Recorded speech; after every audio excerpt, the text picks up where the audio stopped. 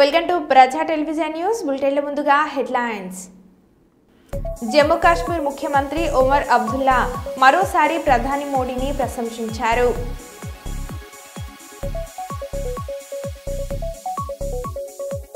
Formula ఈపై ఎన్నిసార్లు విచారణకు రమ్మన్నా వస్తా, ఎన్ని ప్రశ్నలు అడిగినా సమాధానం చెప్తా కేటీఆర్.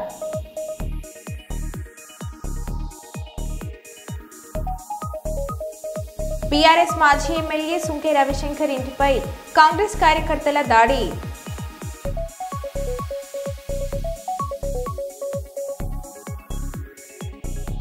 విజయవాడ హైదరాబాద్ మార్గంలో భారీగా ట్రాఫిక్ జామ్.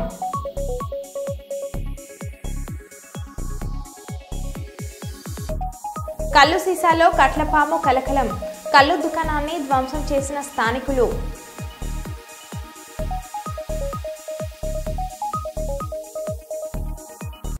ఇక వివరాలకు వెళ్తే,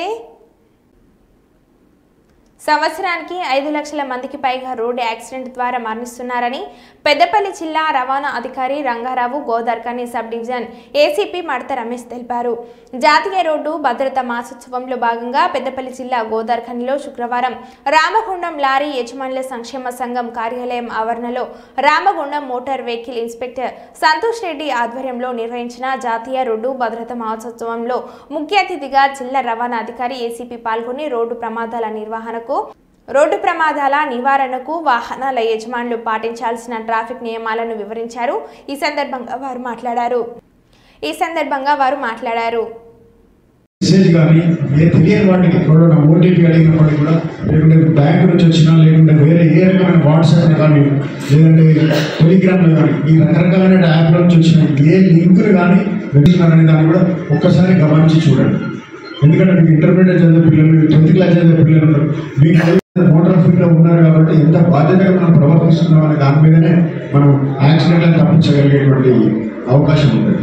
ఒకసారి మీరు ఆలోచించుకోండి. మీరు 10th క్లాస్ పిల్లలకి మీరు మోటార్ సైకిల్ కొనిస్తారు, లేకుండా మీకున్న మోటార్ సైకిల్ 10th క్లాస్ మనం ఎవరికి ఇస్తున్నాం, ఏం చేస్తున్నాం అనేటువంటి సామాజిక బాధ్యత ఎంతో కొంత ఉండాలి.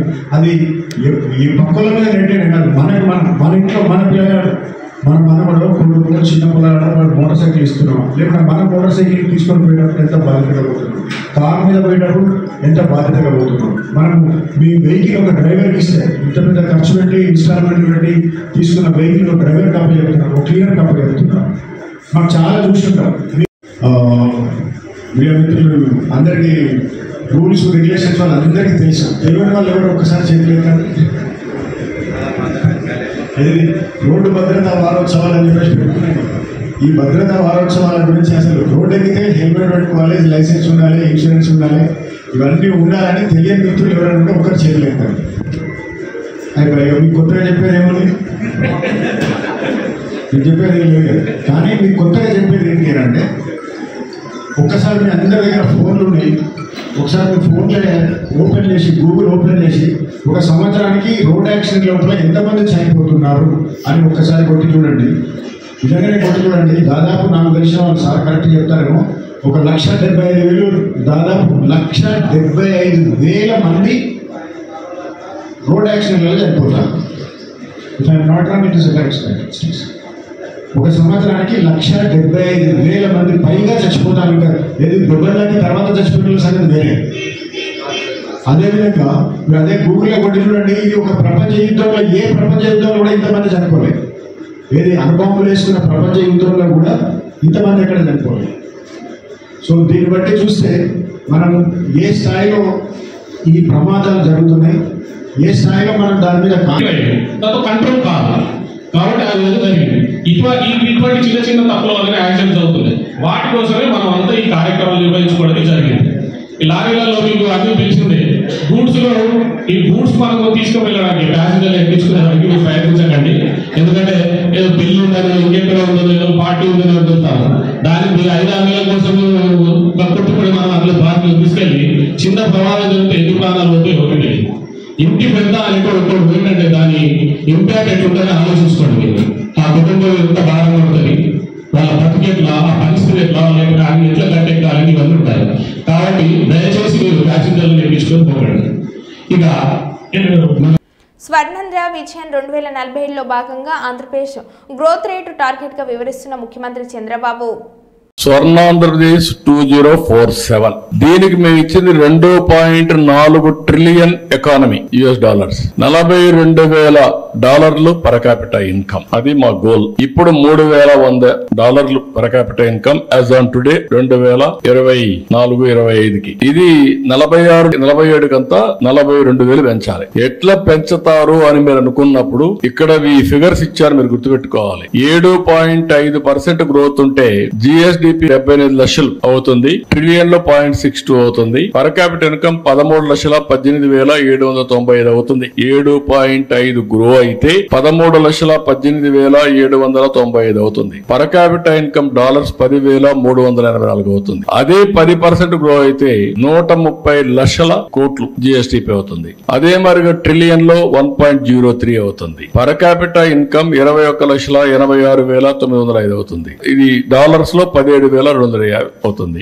లాస్ట్ 5 ఏళ్లు ఇక్కడే ఉన్నాం, మనం 10% లో ఉన్నాం. అంత మునుపు 13.5 ఉన్నాం. ఇప్పుడు 12.5 గ్రో అయితే 214 లక్షల కోట్ల రూపాయలు GSDP వస్తుంది. 1.69 ట్రిలియన్ US$ వస్తుంది. 35,85,473 కోట్ల రూపాయలు. దీని per capital income 25,232. Last time మేము గ్రో అయింది 13.5, దీనికంటే ఎక్కువ. 13.5 కంటే నుంచి దీనికంటే ఎక్కువ ఉంటాం. దీనికి డిఫరెన్స్ ఇది. తర్వాత వచ్చిన గవర్నమెంట్ వల్ల 21,86,000 తగ్గింది. మేము ఉంటే ఇది వస్తుంది, వాళ్ళు ఉంటే ఇది వచ్చింది. ఇప్పుడు నేను ప్లాన్ చేసేది 15%. 15% అయితే 347 లక్షల కోట్ల రూపాయలు GSDP, అంటే 2.74 ట్రిలియన్ US$. దీన్ని కూడా ఎక్సీడ్ అవుతాం. 15 గానీ కంటిన్యూగా చేయగలిగింది. పర్ క్యాపిటల్ ఇన్కమ్ 58,14,916 రూపాయలు. 46-47కి తలసరి ఆదాయం 58,14,316. ఈ రోజు తలసరి ఆదాయం 2,68,000. 2,68,000 58 లక్షలు అవుతుంది. ఇది గ్రోగా కలిగితే. అమెరికాలో ఉండే అమెరికన్స్ ఆదాయం $50,000. అమెరికాలో ఉండే తెలుగు వాళ్ళ ఆదాయం $120,000. అది కంపేర్ చేసుకుంటే అంత కూడా లేము మనం. అంటే ఇక్కడ పుట్టినవాడు అక్కడికి వెళ్తానే డబ్బులు సంపాదించే పరిస్థితికి వచ్చాడు. ఆ ఎన్విరాన్మెంట్ క్రియేట్ చేస్తే సస్టైనబిలిటీ ఎట్లా వస్తుందో ఒక ఎగ్జాంపుల్ చెప్పాను మీకు.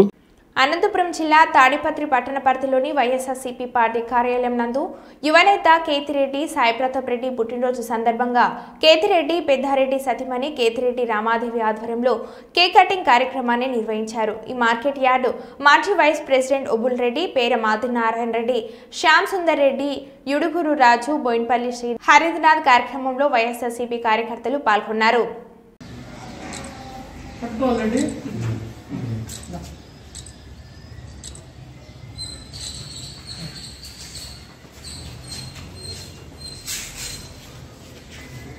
తీసుకోవాలండి.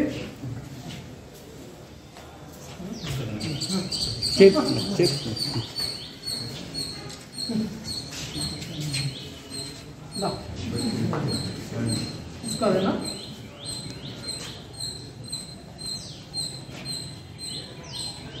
కేక్ సూపర్ ఉందా? బాగా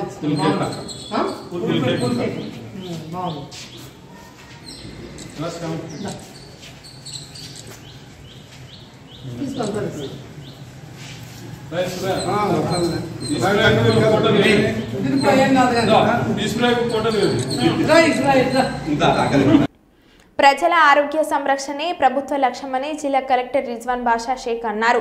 శుక్రవారం జిల్లాలోని స్టేషన్ గన్పూర్ నియోజకవర్గ పరిధిలో గల సామాజిక ఆరోగ్య కేంద్రాన్ని జిల్లా కలెక్టర్ రిజ్వాన్ బాషా ఆకస్మికంగా తనిఖీలు చేపట్టారు. ఈ సందర్భంగా ఆరోగ్య కేంద్రంలోని OP ward, IP ward, ANC clinic ను సందర్శించి ఆరోగ్య కేంద్రంలో రోగులకు అందిస్తున్న వైద్య సదుపాయాలు, రోగుల వివరాల గురించి వైద్యులు, నర్సులు, సిబ్బంది హాజరును అడిగి తెలుసుకున్నారు. అలాగే రోగులతో మాట్లాడి వారి ఆరోగ్యం గురించి ఆరా తీశారు. ఆరోగ్య కేంద్రంలో ఎప్పుడు చేరారు, ఏమైంది, ఆరోగ్య పరిస్థితి ఇప్పుడు ఎలా ఉంది, కేంద్రంలో అందించే భోజనం ఎలా ఉంది, మందులు సమయానికి అనుగుణంగా ఇస్తున్నారా, టెస్ట్లకు వచ్చి ఎంతసేపు అవుతుంది అని అడగగా ఆరోగ్యం చాలా విలువైందని ఎంతో జాగ్రత్తగా కాపాడుకోవాలని రోగులకు సూచించారు.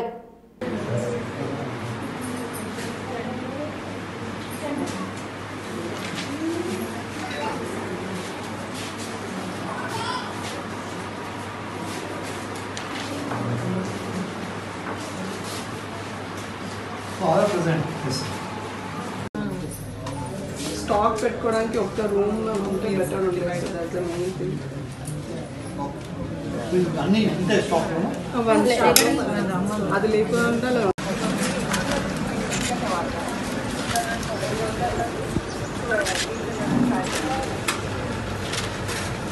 మనం 90 దాకా వచ్చాడు. South Central Railway Mazdoor Union general secretary Shankarrao పిలుపు మేరకు ఇంజనీరింగ్ కార్మికులు ఎదుర్కొంటున్న సమస్యలను తక్షణమే పరిష్కరించాలని డిమాండ్ చేస్తూ ఈరోజు బెల్లంపల్లి బ్రాంచ్ ఆధ్వర్యంలో Bellampalli engineering office, Mancherial engineering ఆఫీసుల ముందు మరియు అన్ని గ్యాంగ్లలో నిరసన కార్యక్రమాన్ని అధిక సంఖ్యలో ఇంజనీరింగ్ కార్మికులు పాల్గొని విజయవంతం చేయడం జరిగింది. బెల్లంపల్లి బ్రాంచ్ సెక్రటరీ సాంబశివుడు మాట్లాడుతూ ఇంజనీరింగ్ కార్మికులు ఎన్నో రకాలుగా బాధలు అనుభవిస్తున్నారని వెంటనే వాటిని పరిష్కరించాలని డిమాండ్ చేశారు. కామ్రేడ్స్, ఈరోజు మనం ఎలక్షన్ ముంగటైతే ఏదైతే మనం వాగ్దానం చేసినామో సోషల్ రైల్వే మజ్దూర్ యూనియన్ మన శంకర్రావు సార్ గారు చెప్పారు. స్పెషల్లీ ఇంజనీరింగ్ కార్మికులకు చాలా అన్యాయం జరుగుతుంది, వర్క్ లోడ్ జరుగుతుంది. మనకి ఇంతకుముందు బ్రిటిష్ కాలంలో ఉన్న ఏదైతే మాన్యువల్ ఉందో అదే కంటిన్యూ అవుతుంది. దాన్ని చేంజ్ చేయాలని మనకు 42 and 46 గ్రేడ్ పేలు కూడా మనకి ఇంప్లిమెంట్ చేయాలని. ఇంతకుముందు మనకు 42 లేకుంటే అసలు గ్రేడ్ పే సిస్టమే లేకుండా మనకు 2014లో గ్రేడ్ పే సిస్టమ్ అనేది యూనియన్ చేయడం వల్ల రావడం జరిగింది. మళ్ళీ ఇంకొకటి ఇప్పుడు 42 గ్రేడ్ పే కూడా ఏఆర్ఎఫ్ రైల్వే బోర్డ్ పిఎన్ఎంలో నడుస్తుంది. అది కూడా అతనికి ఆఫ్టర్నూన్ నుంచి ఈ నైట్ వరకు ఆ 2 షిఫ్టులు చేస్తే ఏమవుతుందంటే వర్క్ కూడా మనకు ఇంప్రూవ్ అవుతుంది. మనం చేసే ఈ టైంలో ఎక్కువ వర్క్ ప్రోగ్రెస్ కూడా వస్తుంది. మనకు కూడా తొందరగా ఇంటికి వెళ్ళాలనే ఉద్దేశంతో తొందరగా వర్క్ కంప్లీట్ చేయడం జరుగుతుంది. వర్క్ కూడా ప్రోగ్రెస్ పెరుగుతుంది. మనకు కూడా ఎక్కువసేపు మనం ఇంట్లో స్పెండ్ చేసే అవకాశం ఉంటుంది. దీని గురించి అని మరియు మనకు ఏదైతే మాన్యువల్ బ్రిటిష్ కాలం నుంచి ఉన్నదో ఆ మాన్యువల్ ఎలా ఉన్నది అంటే ఖచ్చితంగా నువ్వు ఇంత పని చేయాలి, ఇది లేకపోతే ఆబ్సెంట్, ఇలాంటి సిచ్యువేషన్స్ అనేది ఉన్నది. అప్పుడు మనకు ఉన్నది బొచ్చలు, ఏది స్టీల్ బొచ్చలు ఉన్న కాలం. ఇప్పుడు ఆల్రెడీ స్పీడ్ అప్పుడు ఉన్నది 40-60 స్పీడ్ తోటి ఉండే ట్రైన్స్, ఇప్పుడు 130, ఇక రాబోయే కాలంలో 150, 180 కూడా అయ్యే అవకాశం ఉన్నది. దీన్ని దృష్టిలో పెట్టుకొని ఖచ్చితంగా మనకనేది మన మాన్యువల్ను చేంజ్ చేయాలి. మన మాన్యువల్ చేంజ్ చేసినప్పుడే మనకనేది వర్క్ లోడ్ అనేది తగ్గుతుంది, మనకు కూడా రెస్ట్ అనేది ఎక్కువ దొరికే అవకాశం ఉంటుంది. దీని గురించి అని సోషల్ రైల్వే మజ్దూర్ యూనియన్ మన జనరల్ సెక్రటరీ శంకర్రావు సార్ గారు దీనికి ఈరోజు ఏదైతే పీవీఎస్ ఆఫీసులు ఎక్కడెక్కడైతే సెక్షన్స్ ఉన్నాయో ఆ సెక్షన్లలో ఈరోజు ప్రొటెస్ట్ చేయడం జరుగుతుంది. ఈ ప్రొటెస్ట్ అయిపోయిన తర్వాత మళ్ళీ 24 రోజు ఆల్ ఓవర్ డివిజన్ వైజ్గా మన కాజీపేటలో మీటింగ్ జరుగుతుంది. మళ్ళీ తర్వాత February 5th రోజు మనకు జిఎం ఆఫీస్ ముందట ఉన్న ప్లేస్లో మనం ప్రొటెస్ట్ చేయడం జరుగుతుంది. ఇది చేయడం వల్ల మన రైల్వే బోర్డుకు మరియు కేంద్ర ప్రభుత్వానికి ఇన్ఫర్మేషన్ పోయి ఇంతమంది ఖచ్చితంగా ఇంజనీరింగ్ కార్మికులు ఇంతమంది సఫర్ అవుతున్నారని చెప్పి వాళ్ళకి తెలుస్తుంది. మనం ఇంతకుముందు చెప్పినాం, అది ఇప్పుడు మనం ప్రొటెస్ట్ చేసి చెప్తున్నాం. ఇంతవరకు ప్రత్యేకంగా ఇంజనీరింగ్ కార్మికుల గురించి మనం ఎప్పుడు కూడా ప్రొటెస్ట్ ఇట్లా చేయలేదు, ఇలాంటి మీటింగ్లు అనేవి పెట్టలేదు. నేను గత 2011 నుంచి మీకు చూస్తున్నాను, ఇప్పటి వరకు ఇలాంటివి లేదు. ఈసారి ఖచ్చితంగా ఇంజనీరింగ్ కార్మికులకు బెనిఫిట్ జరగాలన్న ఉద్దేశంతో ఇంకోటి ఎల్డీసీ టు ఓపెన్ హాల్ అంటే అన్ని డిపార్ట్మెంట్లకు ఎల్డీసీ మనం పోయే అవకాశం ఇవ్వాలి అని చెప్పాలి. లేడీస్కు మన ట్రాక్మెన్ నుంచి వేరే డిపార్ట్మెంట్కి ఛాన్స్. మళ్ళీ ఇంకొకటి ఎవరు రిక్రూట్మెంట్ అయినా ఇంజనీరింగ్లోనే రిక్రూట్మెంట్ కావాలి, ఇంజనీరింగ్ నుంచి మళ్ళీ త్రూ అవుట్ సైడ్ వెళ్ళాలి. అలా అయినప్పుడు ఏమవుతుందంటే చదువుకున్న ఇంజనీర్ ఎక్కువ ఉన్నారు కాబట్టి వాళ్ళకి ఎక్కువ అవకాశం పెట్టి తొందరగా బయటికి వెళ్ళే అవకాశం ఉంటుంది. ఇంతకుముందు ఉన్న వాళ్ళంటే కొంచెం చదువు లేని వాళ్ళు కాబట్టి మనం దీని గురించి వాళ్ళకి అందరూ మినిమం డిగ్రీ బీటెక్ ఈ స్టేజ్లో చదువుకొని వచ్చిన వాళ్ళు ఖచ్చితంగా వాళ్ళకి అవకాశాలు పెట్టాలని మన సోషల్ రైల్వే అభివృద్ధి వైపు నుంచి శంకర్రావు సార్ గారు చెప్పడం జరిగింది. దీంట్లో భాగంగా మన బెల్లంపల్లి బ్రాంచ్ నుంచి ఈరోజు మన బెల్లంపల్లి ఆఫీస్ దగ్గర మనం ప్రొటెస్ట్ చేయడం జరుగుతుంది. దీనికి రాబోయే కాలంలో ఎలాంటి దీనికైనా సిద్ధంగా ఉండి ఇచ్చే అవకాశం ఉంటుంది. ఎందుకంటే ఎవరి పని వాళ్ళు సైలెంట్ ఇచ్చి ఏమి రాదు. ఎవరో ఒకరు పోటీ పడి ఖచ్చితంగా ఈ సపోర్ట్ అంతా మంచి మనం అనుకున్నట్టు సోషల్ రైల్వే జిందాబాద్ జిందాబాద్ సంస్కృత యూనియన్ జిందాబాద్ జిందాబాద్ జిందాబాద్ ఇంజనీరింగ్ కార్మికుల ఐక్యత వర్ధిల్లాలి కార్మికుల ఐక్యత వర్ధిల్లాలి. కల్లు దుకాణాన్ని ధ్వంసం చేసిన స్థానికులు. నాగర్ కర్నూల్ బిజ్నేపల్లి మండలం లట్టుపల్లిలో వ్యక్తి కల్లు తాగుతుండగా సీసాలో కనిపించిన కట్లపాము పిల్ల వెంటనే సీసాను పడివేయడంతో తప్పిన ప్రాణాభయం. ఈ ఘటనతో ఆగ్రహం చెంది కల్లు దుకాణాన్ని ధ్వంసం చేసిన స్థానికులు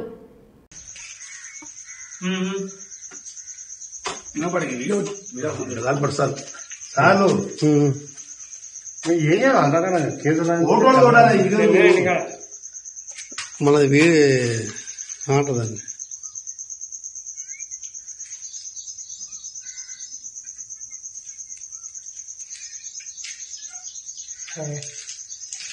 పొడులు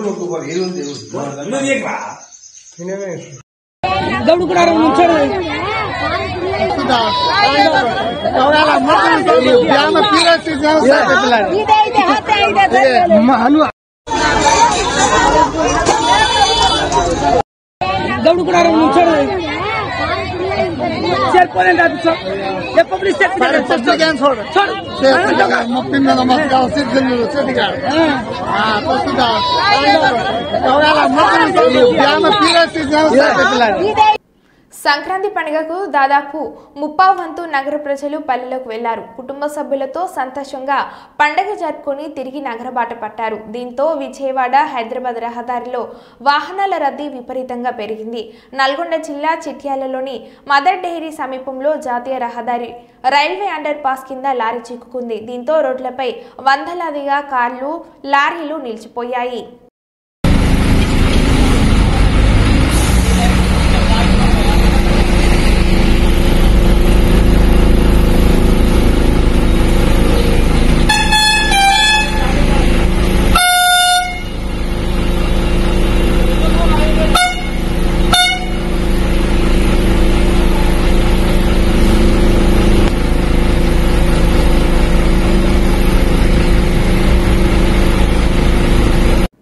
మంత్రి సీతక్క గురుకులాల ప్రిన్సిపల్ సిబ్బందితో సమావేశం కావడం సంతోషంగా ఉంది. ప్రతి విద్యా సంవత్సరంలో ఇలాంటి సమావేశాలు నిర్వహించాలని నిర్ణయించాం.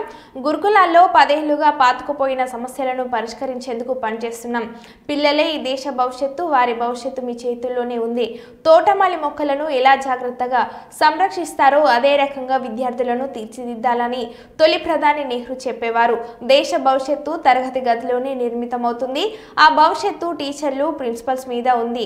కొందరు వ్యక్తిగత స్వార్థంతో గురుకులాల మీద దుష్ప్రచారం చేస్తున్నారు. తామున్నప్పుడే గురుకులాలు గొప్పగా ఉన్నట్లు భ్రమలు కల్పిస్తున్నారు. హాస్టల్ జీవితం చాలా అద్భుతంగా ఉంటుంది.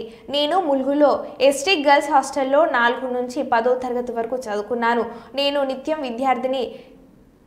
LB, LLM, PhD పూర్తి చేశాను. మరో పీజీ కోర్సు చేసేందుకు సిద్ధమవుతున్నాను. హాస్టల్ జీవితం ఆనందదాయకం. హాస్టల్లో అందించే ఫుడ్ సొంత కుటుంబాన్ని గుర్తు చేయాలి. మీరు విధి కర్తవ్యాన్ని నిర్వర్తించాలని సీతక్క అన్నారు.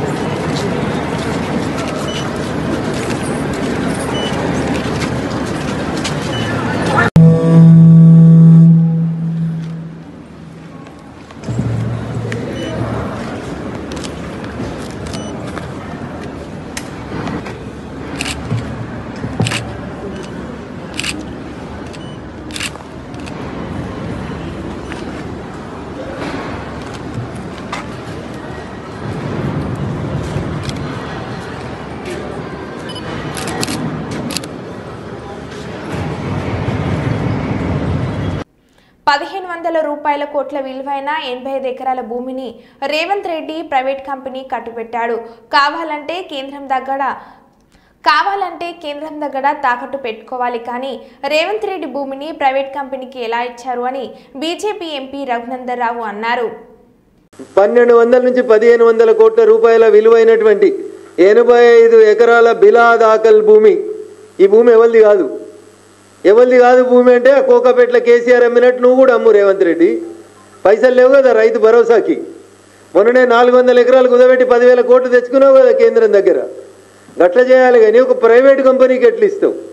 లేదు నిజంగా మీది ఇందిరమ్మ రాజ్యమే అయితే నిన్న ఆఫీస్ ఓపెన్ చేసిన కాడ ఏదో చెప్పినావు కదా, మేము పేదోళ్ళ కోసం 140 ఏళ్ళ కోసం కష్టపడ్డామని. అగో 3 తరాలుగా భూమిని అమ్ముకున్న గిరిజన బిడ్డలకి పట్టాలిప్పి ముఖ్యమంత్రి చేతనైతే పైసలున్న నీ మంత్రులు పోలీసులకు చెప్పి అర్ధరాత్రి అపరాత్రి అని లేకుండా 3 రోజుల నుంచి కన్స్ట్రక్షన్ చేస్తూ ఉంటే వెర్ ఈజ్ యువర్ ఇంటెలిజెన్స్ ముఖ్యమంత్రి గారు? ఏ మంత్రి కబ్జా చేస్తున్నాడు? ఏ మంత్రి ఆ కంపెనీ వాళ్ళకి సపోర్ట్ చేస్తూ ఉన్నాడు? ఎందుకు బిలా దాఖలా భూమి వేరే వాళ్ళ పేరు మీదకి పోతుంది అనేది ఒకసారి ఆలోచించుకోవాలి. దీక్షిత్ కేడం డీసీపీ జోన్ 9 ముంబై పోలీసులు ఇలా అన్నారు. నిన్న రాత్రి నిందితులు సైఫ్ అలీఖాన్ ఇంట్లోకి ప్రవేశించడానికి ఫైర్ ఎస్కేప్ మెట్ల దారిని ఉపయోగించారు. ఇది దోపిడీ ప్రయత్నంగా కనిపిస్తుంది. మేము అరెస్ట్ చేయడానికి నిందితుల కోసం 10 బృందాలు పనిచేస్తున్నాయని అన్నారు. ये इसमें एक एक्यूज एक्टर के घर पे गया था, ऐसा इन्वेस्टिगेशन में पता चला है। फायर एस्केप का यूज करके उनके घर पे गया था, ये भी पता चला है। अभी तक के इन्वेस्टिगेशन में ये एक चोरी का अटेम्प्ट था, ऐसा हमारे इन्वेस्टिगेशन में निष्पन्न हुआ है। एक्यूज को जल्दी अरेस्ट करने की कोशिश हमारी चल रही है और एक बार एक्यूज अरेस्ट हो जाता है तो उसके बाद आगे के डिटेल ये हम आपसे डिस्क्लोज कर पाएंगे। एक एक्यूज आइडेंटिफाई हो चुका है, स्टेयरकेस का यूज किया था ये पता चला है। एक्यूज को अरेस्ट करने के लिए टीम्स फील्ड पर है, 10 डिटेक्शन टीम्स हैं जो अलग अलग डायरेक्शन में काम कर रही है। एक एक्यूज है, वो एक्यूज की मूवमेंट उस अपार्टमेंट में कल रात में ये इंसिडेंस के समय पे देखी गई है और उस दिशा में इन्वेस्टिगेशन चल रहा है। జమ్మూ కాశ్మీర్ ముఖ్యమంత్రి ఒమర్ అబ్దుల్లా మరోసారి ప్రధాని మోదీని ప్రశంసించారు. ఇండియా కూటమి నాయకుడు అమర్ అబ్దుల్లా కూడా భారత ఎన్నికల సంఘాన్ని ప్రశంసించారు.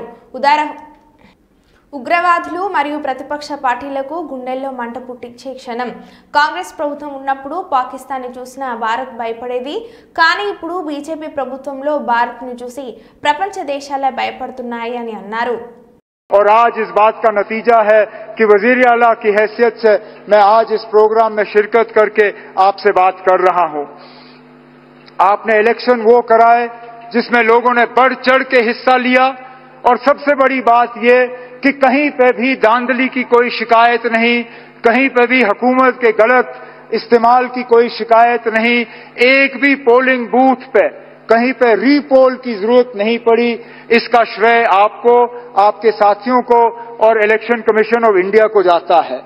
उस दौरान आपने तीसरी भी बात की जिसको लेके लोग अक्सर बेशतर मुझसे सवाल करते हैं, मेरे साथी काबिना के, मीडिया के, यहाँ के रहने वाले। वो सवाल ये कि जनाब जम्मू कश्मीर को रियासत का दर्जा कब मिलेगा? और मैं लोगों को यही कहता हूं